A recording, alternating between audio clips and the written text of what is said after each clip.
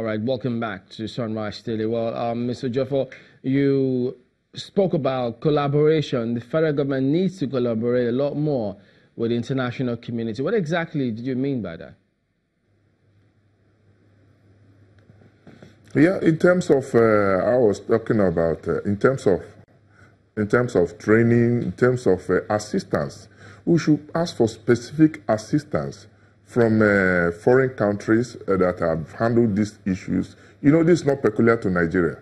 Many countries have been fighting this war, so I think we need more collaboration. In terms of assistance, we can get more people from, I think, you know, the military, I think they are being overstretched. So we need some assistance, technical assistance, and I want to, what I have also found very difficult to reconcile, which is a major contradiction, is the claim by the military and the Air Force that every day the Boko Haram enclaves are destroyed, and yet they are still very active. It calls for worry. So we need to ask for assistance to ensure that we get proper technical expertise to help us fight this war. It's a very dangerous war.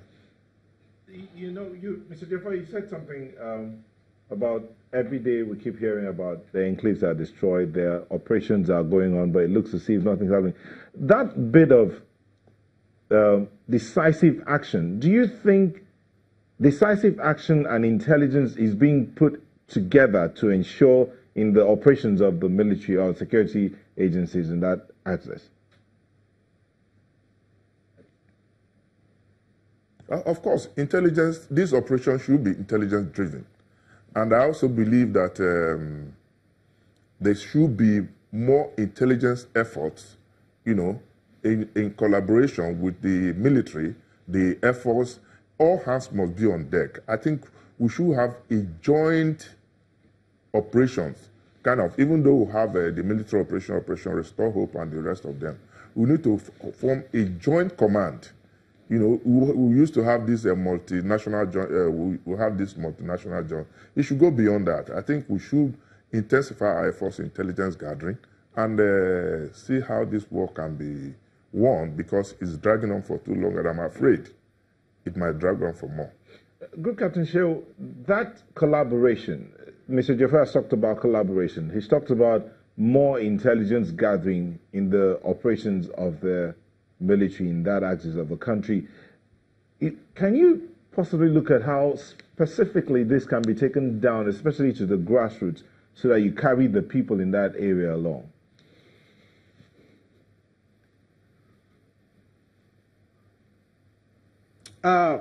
Okay. In terms of intelligence, we have to agree Nigeria as a developing country and as a country that is not scientifically advanced, we actually need foreign support. In modern military operations, what is coming in vogue is the use of live satellite imagery. Live satellite imagery will help the troops on the ground to locate where insurgents are, what they are doing at a particular time, and get to them. Unfortunately, Nigeria does not have that capacity. So in my own opinion, I think that is one area that we need to look for foreign support while we try to, you know, to get our own homegrown capacity to do that. We do not have live satellite imagery. So in most cases, we find our troops are actually fighting in the blind. We are only successful if we happen to fall upon the presence of Boko Haram. But satellite imagery, which I think Nigeria should liaise with other countries to get, is what is really needed. Having said that, please permit me to raise the issue that was mentioned before about ransom money being used to bolster Boko Haram.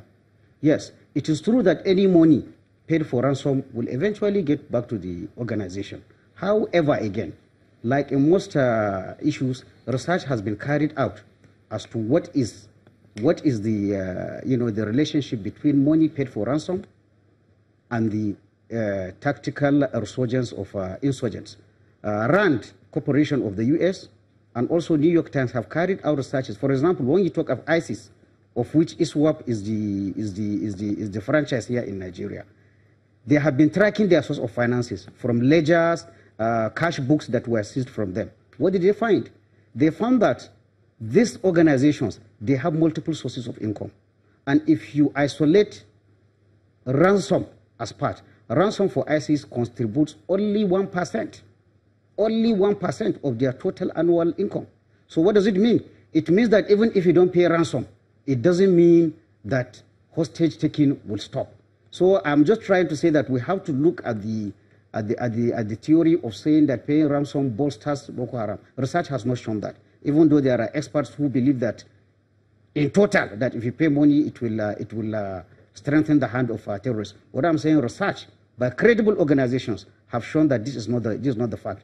I go back to the issues. I think some 2 months or 3 months back. Yeah, before you go back to that, just hang on a minute. Before you go back to that point, let me just follow up on what you just said now. But you know, perhaps you also may have heard several people say, watching the developments here, there was a lull in the activities of Boko Haram, but until after some of those members were exchanged, ransom paid, then the activities picked up.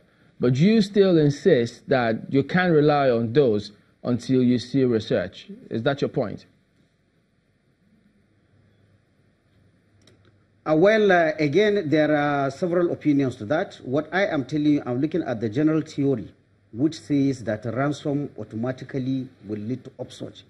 While I'm not denying that, what I am saying, research has been carried out all over the world by, for example, the Global Terrorism Database.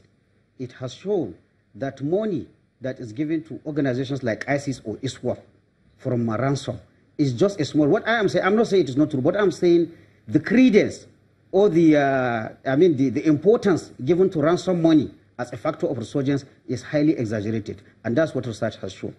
Okay, so but again, in any fact, when a policymaker is considering whether to pay ransom or not, 3 things will come to mind. First, you have to consider the life of the hostages that are in the hand of the hostage takers. Okay. Next, you have to also transpose yourself into the future to see what are the likely negatives that will come from entering into negotiation and paying a ransom. Okay.